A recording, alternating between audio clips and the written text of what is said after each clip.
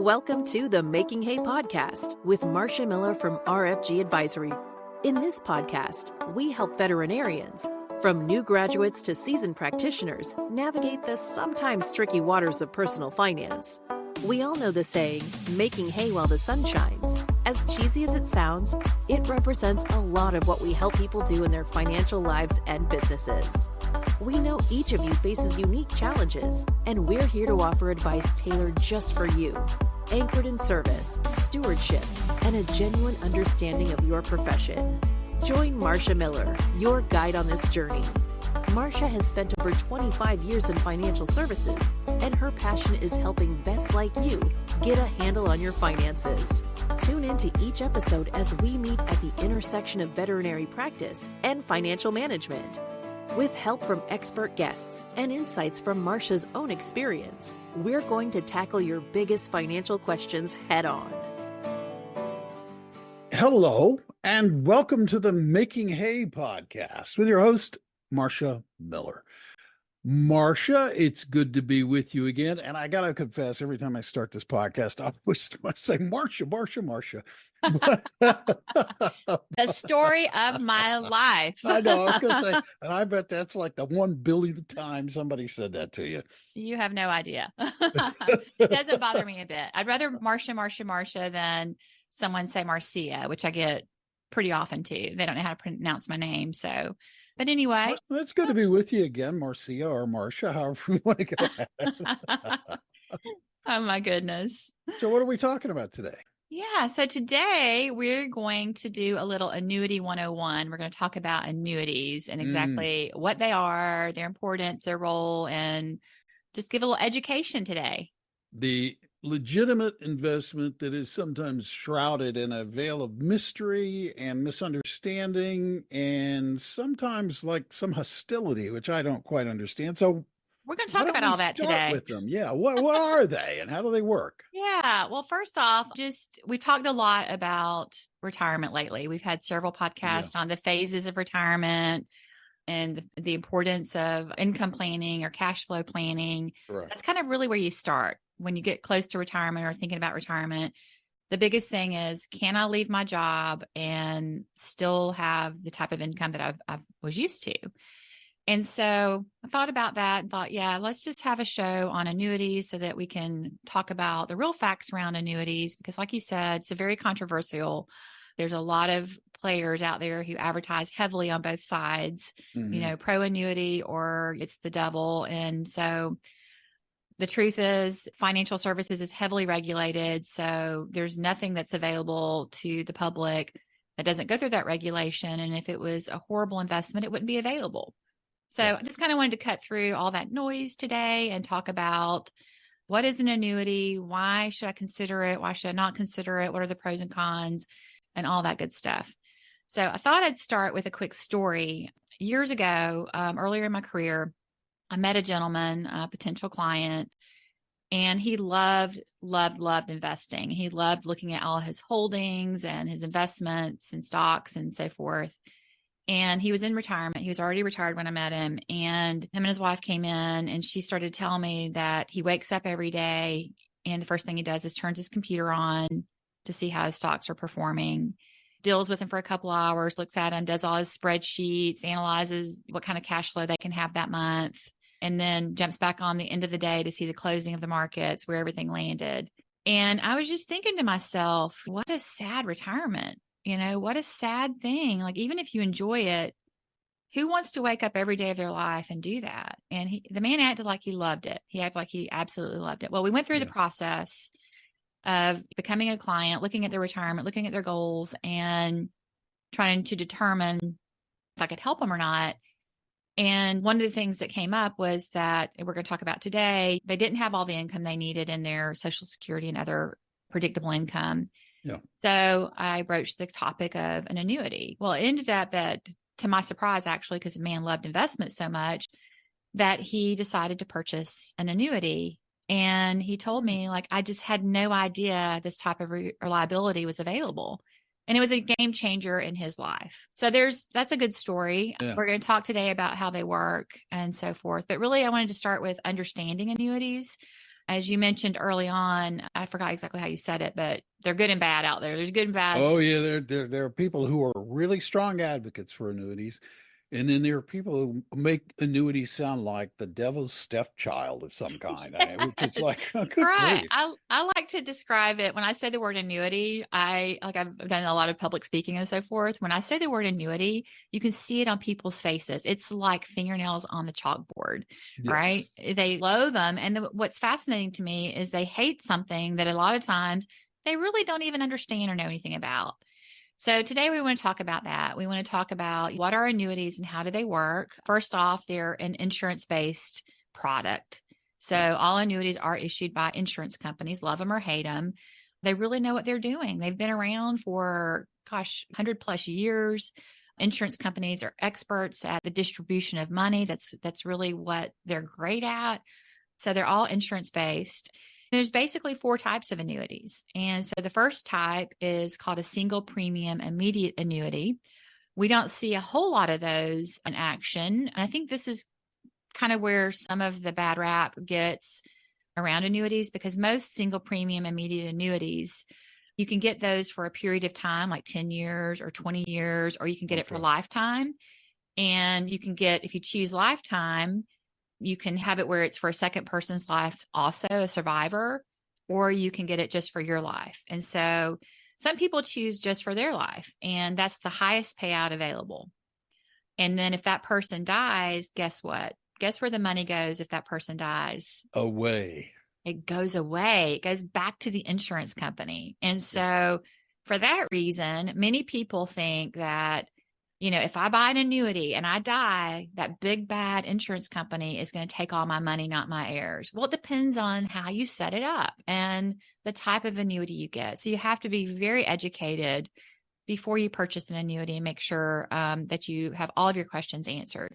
So that's a SPIA, single premium immediate annuity. You give a bucket of money to the insurance company. They say, hey, this is what we're going to pay you based on your age and based on that parameter of like, do you want anyone else to get it? How long do you want it for? And so forth. And then it's done. You can never get that money back. You've made a deal for that payout. Yep. Again, it's the least used in today's world that's out there. The next type is just a traditional fixed annuity. And that's kind of very similar to a CD and how it's set up. Now, it's not through a bank, so it's not FDIC insured or anything, but it is basically competitive to a CD. And actually, a lot of times they have higher payouts than CDs. Actually, most of the time they have higher payouts than CDs. So that would be like if I'm just looking for a 5-year or 7-year like CD type investment, that would be for you. You just want to get this fixed rate of return for a period of time. And usually it's a lot longer period of time than a CD, which can be good and bad. You have to understand that. But I think in the good aspect of it is that you're going to get a higher payout for a longer period of time without it being subject to immediate interest rate decreases and so forth. Yeah. Okay. So that's the fixed rate. You just get a clean fixed rate of return. And I guess one of the benefits there is that the interest is deferred. So when you get your interest each year, you don't have to pay tax on that money until you take the money out of the annuity. So that can be an advantage. The third type is a variable annuity, the exact opposite of that fixed that we just talked about. So you would say, okay, I want to get a variable annuity. And instead of it being linked to a fixed rate of return, I want it linked to stocks and bonds and so forth. I want it linked in the market. So you're buying investments inside of this insurance wrapper, and it can go up and down in value. So one of the kind of points to notice with a variable annuity is that they can have a high fee structure. Now, I have reviewed so many annuities during the course of my career, just a lot of annuities. I really like to dig in and see how they are comprised, what someone has in an annuity when they come to see me. I want to know how it works, what their pros and cons are, and so forth. And in my experience, I've reviewed some really incredible variable annuities, but I've also, probably more common than not, reviewed some not so good variable annuities. And what I mean by that is that the fee structure can be in the 3 to 6% range. Yes, 3 to 6%. That's a lot. It's a lot of fees. And so people need to know that before they buy a variable annuity. And it can go up and down in value.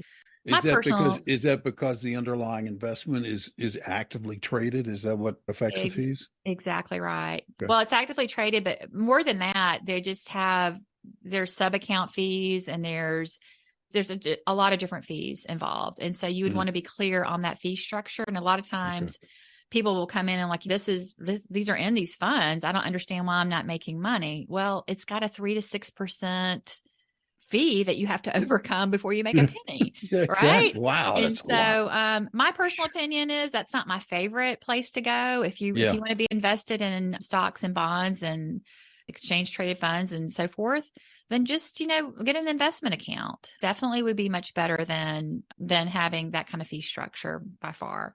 And then kind of a hybrid of the fixed and the variable. It's called a fixed indexed annuity.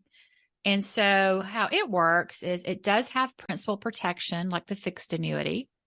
So you can't lose any money because there's no market risk. But instead of just saying, hey, we're going to pay you this fixed rate of return, you select an index that you want to follow. It may be the S&P 500. It may be the Dow. It may be a combination of different types of indexes that are available. And it tracks that index and gives you part of the returns. And I want to emphasize the word part. So, I noticed that. So getting the principal protection, there's a trade-off. Anytime you opt for safety, then your trade-off is going to be a lower rate of return. And so you're going to get part of the gains of the market, not all of them, but you're not going to have any downside if the market goes down compared to a variable annuity. And that also, there are fees depending on the type of annuity there. It can be anywhere from 0 fees. A lot of them have no fee. If you start putting riders on there, we're going to talk about that in a minute, then you could have a fee in the 1 to 1.5% range. So you have to be aware of that as well, because if it's lower fees and you still even have a lower fee, how that affects your rate of return is very important as well. Ask questions is the bottom line deal here. Questions. Yes. Ask questions. So one of the big benefits that I like to use an annuity for is that there are riders, as I mentioned, that provide guaranteed lifetime income. And that's huge, especially with longevity. People are living longer. To have lifetime income is definitely an option that sounds very good to some people. And how they guarantee that, the guaranteed is one of those words that in the financial industry, we really aren't permitted to say very often. In this case, because it's insurance, we can, and it is guaranteed. It's guaranteed by the claims paying ability of the insurance company, which means, in other words, don't deal with some small new company that's not rated or has low ratings. We want to deal with a company that's got high ratings. It's an A-rated or better company, in my opinion. You want to make sure they've been around for a while, that they're not just trying to buy up business and then go out of business at some point in the future. So that's important. And then having that lifetime income, that income stream, I like to call it a personal pension.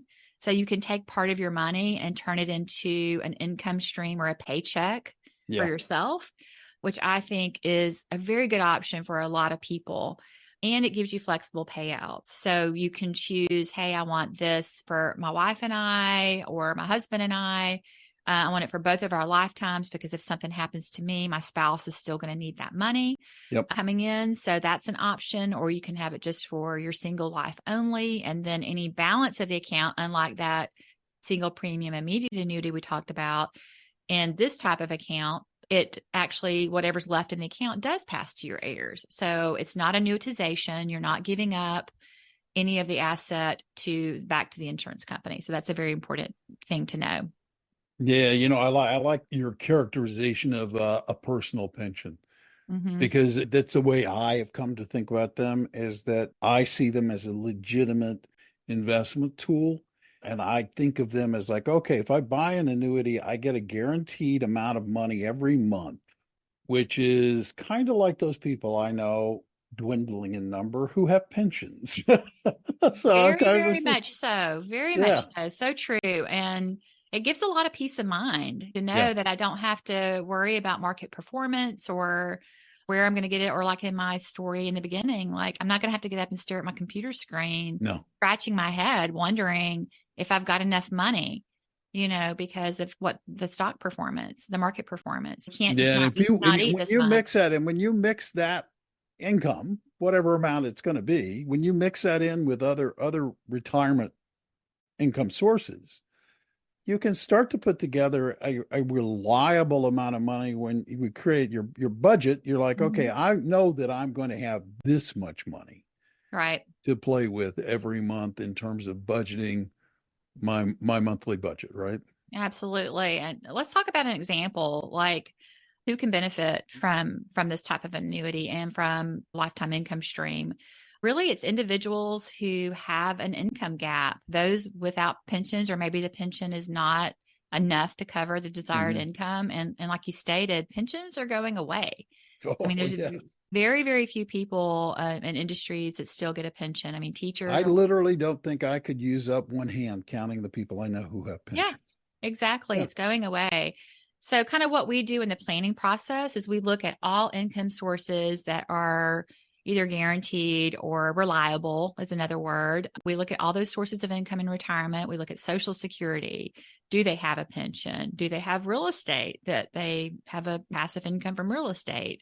That type of thing. Those are examples, or maybe a side business or that kind of thing. What are those reliable income pieces? And we see if there's any gap. So just for an example, let's say someone comes to see us and they tell me, hey, Marcia, I need $10,000 a month in income. I will be that's what I was making when I was working. That's what I'd like to continue. Do I have enough money? So we'd look at their income. Let's say they have $3,500 in Social Security per month, and they do have a pension of $3,500. Just making the math easy for myself here. There we go. So they've got a $10,000 income need, $3,500 they're getting from Social Security, and $3,500 they're getting from a pension. So that totals $7,000. But if they need $10,000 and they only have $7,000 that's guaranteed or reliable to come in, there's a $3,000 per month shortfall. So what are the choices? I mean, they definitely can go into their investment accounts and take that $3,000. This is time for another podcast, but there's sequence of return risk. The market has multiple years of decline. It could be very problematic and cause the person to run out of money. But again, that's one choice. A second choice would be to create an amount, to create that personal pension for yourself, to create that paycheck. So to take a portion of your assets and put them in maybe a fixed indexed annuity or something with an income rider, and say, okay, how much would I have to put in to this to get another $3,000 a month? Or maybe you just want to get $2,000. Maybe the market's down, we could live on $9,000 instead of $10,000. So all of this really is personal preference as to where that income comes from. And so it's just another tool that we have available to help make sure, that I like to put it like it's a boat anchor. So, you can ride the waves of the market when you've got some or most of your income satisfied without having to touch that investment account if the market's down. I like to view it that way. What are some other scenarios where annuities can be advantageous? Bridging the gap, as mentioned above, but also mitigating longevity risk. I mean, that's a huge risk. People are living longer and longer. Advancements in medicine, I expect life expectancy to continue to increase. And I think that's the number one fear of all people is running out of money. They worry about that. And so instead of just wondering, we've got a place to set up that personal pension and really not have to depend on market performance. So that's a big deal for a lot of people. Again, it's a big deal. It's right. A really big deal. Yeah. Yeah. And another thing I want to mention is retirement reluctance. I think that the closer it gets to retirement, I see this over and over again, especially if there's one sole breadwinner in the family or one primary breadwinner. It's scary. Retirement's scary. And I've worked with people a lot of times, maybe 5 years out, you start getting super excited. Man, I'm seeing the finish line. And then I can count over and over again the clients of mine who we've got them prepared so well for retirement. And it gets down to that finish line. Well, I'm going to work one more year. And that's great if that's really, truly what you want to do. But most of the time, it's fear. And people are reluctant to retire because they're not sure they have enough money, or they're afraid they're going to have less income than they're used to and that they're not going to be happy with that. So I think an annuity can solve a lot of that. It brings in that peace of mind. It brings in that consistency for that type of person that really may need that to be able to check that box and I'm ready to retire now. So I think that's important. No, I get it. I get it. And my dad used to say to me all the time, he said, retirement is death. And I'd be like, Dad, you're still alive. You're doing great. He's just like, but he didn't have a place to go. He didn't have a place to work. And he'd Mm-hmm. always derive so much importance from the act of work, which a lot of us do, to be honest. Okay. Right, That right. he was, and so I get that reluctance to retire part totally. Yeah, absolutely. It's a big deal. It really is. And so we just want to make sure that we're helping our clients think through that and walk through that Yeah. and bring them peace of mind where they feel comfortable to do it. And keeping busy is important though. No, it is. It really, really, really is. As a matter of fact, I want to ask you something. You kind of got into this a little bit. The considerations and misconceptions. You certainly already mentioned one of the things you should consider, which is the fees. Yes.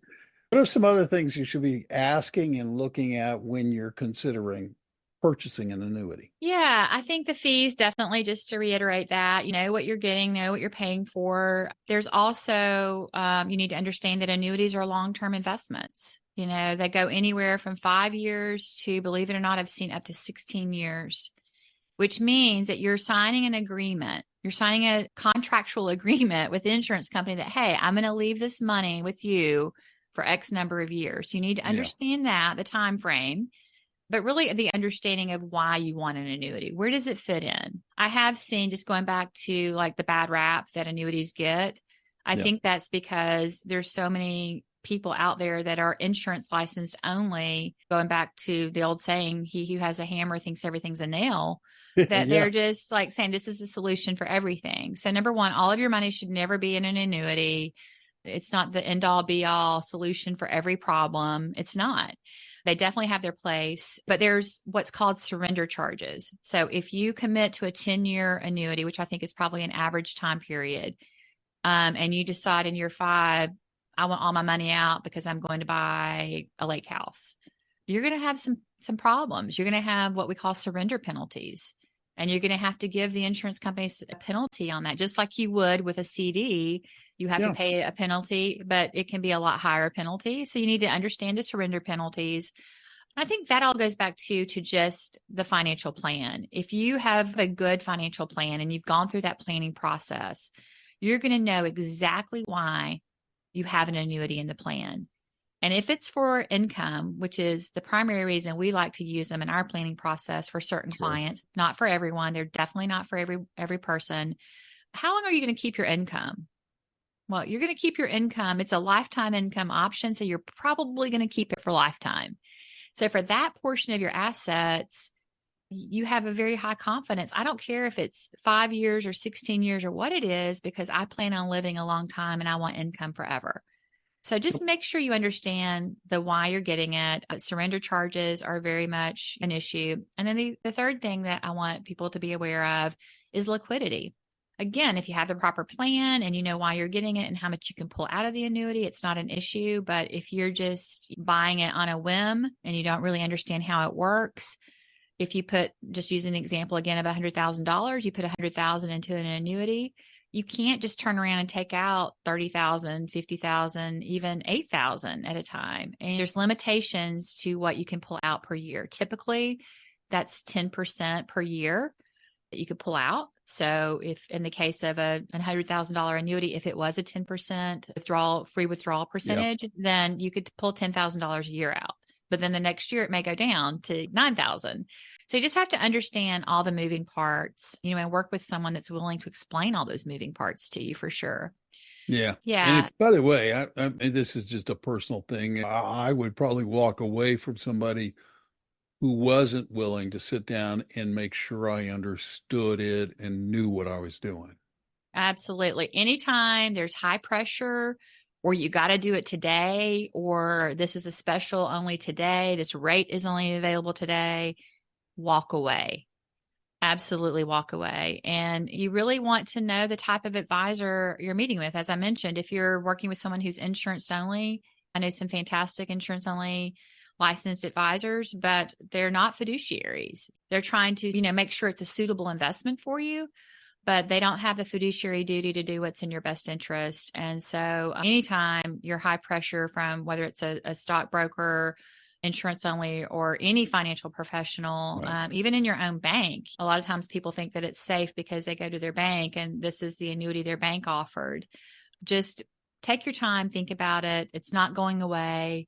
Make sure you know who is recommending it and why they're recommending it. Are they looking at your whole picture, or are they just selling you a product that's probably not in your best interest? You'd want your whole financial picture to be available to that person for them to really know you. Yep. And then the last thing is, like, if you own an annuity already, many, many people own annuities. They don't really know what they have. They don't know how it works. They have no clue if there's a fee or not a fee. So if you want to, if you own an annuity and you want to know all those things, give us a call or give someone else that's very well versed in annuities a call. In our office, we've got a checklist. And what I love to do with my clients sitting across the conference room table or on a Zoom call with me, dial up the insurance company so that we can all hear. And I've got, a dozen or so questions that I've crafted, because this is not my first barbecue, so to speak. I know the questions to ask, where a lot of times the individual investor may not. This is not what they do every day. Right. So we'll go through that checklist, and on that checklist will be all the fees. And I know all the exact fees to ask, the sub-account fees, the rider fees, and we will get a total of the fees and make sure they understand it. And then with education, you can decide, hey, this is something I want to keep, or I didn't know I had income on this. Maybe I want to turn that income stream on and get some lifetime income, or maybe we need to reevaluate it and move it to a different position and get out of that annuity. And if so, are there any fees or penalties and so forth? So all those questions I can help you understand and make sure that you have the annuity that you want to have. Very good. Yeah. Well, for folks who are listening to this, who maybe thinking about it for the first time, either buying an annuity or having their annuity checked, they can reach out to you, right? Absolutely. You can reach out to me. We can determine if you like the idea of having a personal pension.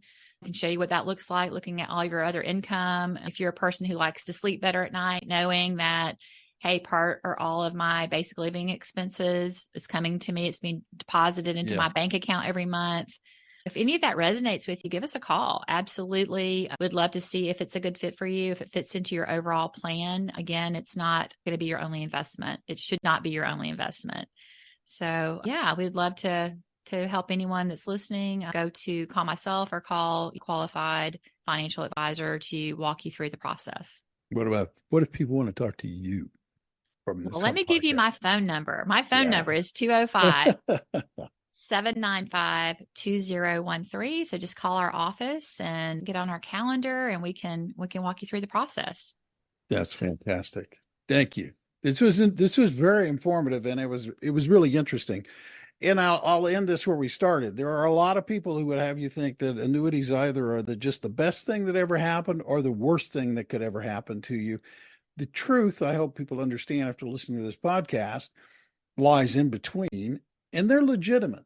Absolutely. Tools. So give Marcia a call, or call your own financial advisor and talk to them, whichever you need to do if you don't understand what you have invested in. That's my parting word of wisdom from me anyway. Absolutely. But for those of you who are listening to the podcast for the first time, I would ask that you reach out and you hit that follow button. Become a subscriber of Marcia's podcast. That way, when she drops a new episode, you don't have to wonder when and where or anything like that. You'll just be notified, and you can give the next one a listen. And if it's your first time, she has a whole library of podcasts you can go back and listen to as well. So until next time, I want to thank you for taking the time to listen today. And on behalf of Marcia and myself, Bill Tucker, thank you for listening today. And I want to remind you that you can go out today and make today a great day or not. You do have a choice. Thank you so much for listening. Until next time.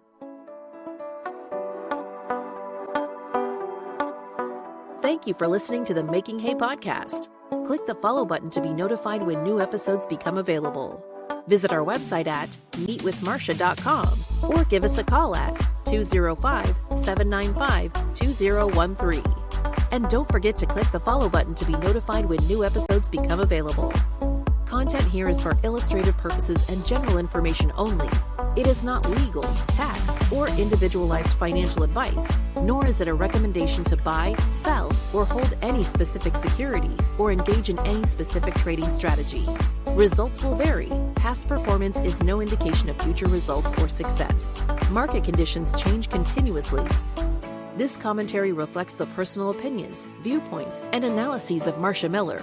It does not necessarily represent those of RFG Advisory, their clients, or their employees. This commentary should not be regarded as a description of advisory services provided by Marcia Miller or RFG Advisory, or performance returns of any client. The views reflected in the commentary are subject to change at any time without notice.